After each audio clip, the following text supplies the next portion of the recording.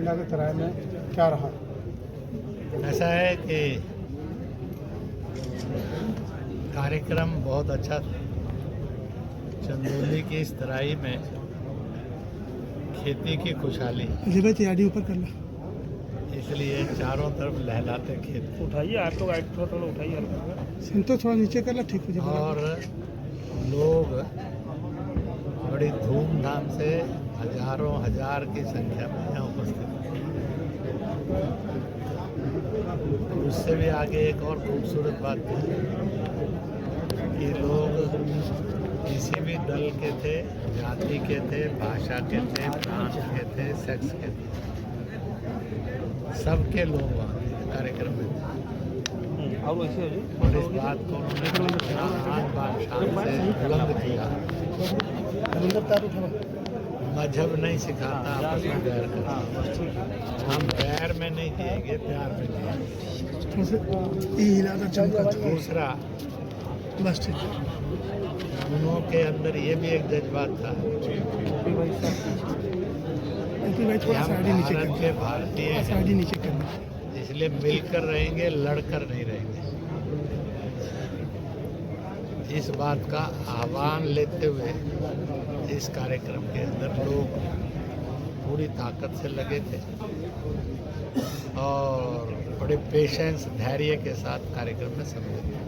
Doctor साहब, किन्नर भी समाज के और लोग भी हैं। भारत की एक विशेषता जो थी वो थी कि सारे जहां से अच्छा हिंदुस्तान हमारा, तो इसका एहसास सभा में सबको ठीक है, कोई दिक्कत नहीं। कि वह ऐसा हिंदुस्तान बनाना चाहते हैं जो सारे जहां से अच्छा था, है और आगे भी हो। इसलिए सबने हाथ खड़ा करके उसका संकल्प भी लिया। उसमें किन्नर भी थे, बेटियां भी थी, महिला पुरुष भी थे, बुजुर्ग भी थे। तो साहब, अखंड भारत और भारत में क्या अंतर रह गया अभी इसमें? ऐसा है, 1947 में विभाजन हुआ। जब आप कहते हैं विभाजन हुआ तो इसका मतलब जो विभाजित होकर गया वो खंडित हो। एक दूसरी बात है कि समय समय पर कुछ और टुकड़े भी हुए, इसलिए कोई दुनिया में ये नहीं कहता है कि 47 में भारत को आज़ादी मिली। वो कहते हैं भारत खंडित हुआ, खंडित होने पर जो टुकड़े अलग हुए वो हमसे अलग हो गए। ये भारत की खंडित आज़ादी है।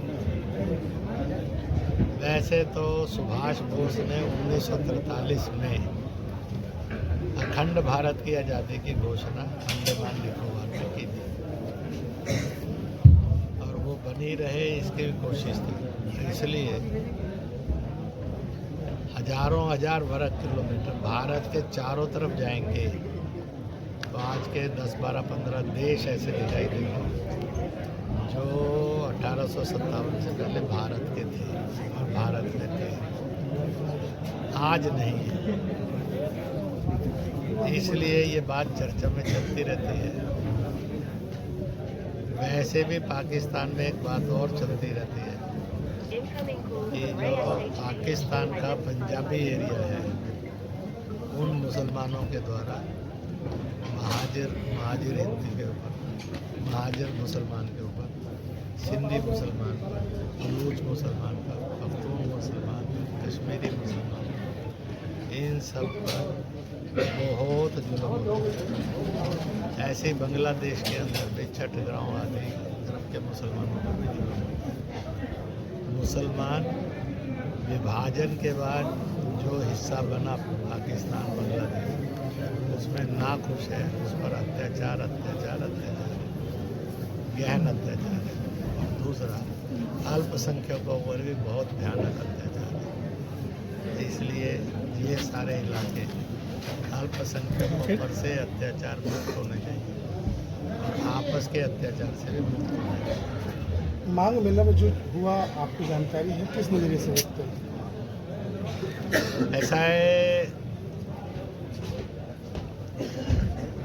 प्रयागराज के अंदर ही नहीं, माघ मेला सारे देश के अंदर मनाया जाता है। कोई देश के कोई तीर्थ नहीं है जहाँ माघ का मेला ना हो। बड़े धूमधाम से होता है, बड़े भाग्य से होता है। तो यहाँ भी हुआ, और किसी ने थोड़ी बहुत शरारत करने की कोशिश की तो उसको कोई फल नहीं मिला, सब अच्छा नहीं मिला। क्योंकि जहाँ देवताओं का वास रहता हो और मानवता का वास रहता हो, वहाँ शैतान और राक्षस ताकतें ज़्यादा देर चलती नहीं। शंकराचार्य के साथ वहाँ पर कह रहे कि हमारे साथ दुर्व्यवहार हुआ, कैसे देखते हैं आप? ऐसा है कि आप सब पत्रकार हैं, आप ही बता दीजिए कौन सा दुर्व्यवहार। तो इसलिए कुछ लोग कहते हैं कि वो सरकार और सरकारी व्यवस्थाओं के खिलाफ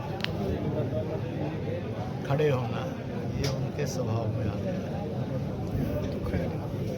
इसलिए मैं तो प्रभु से यही प्रार्थना करूँगा, कोई भी हो कहीं भी हो, सबको शांति और सद्भाव से रहने की आदत।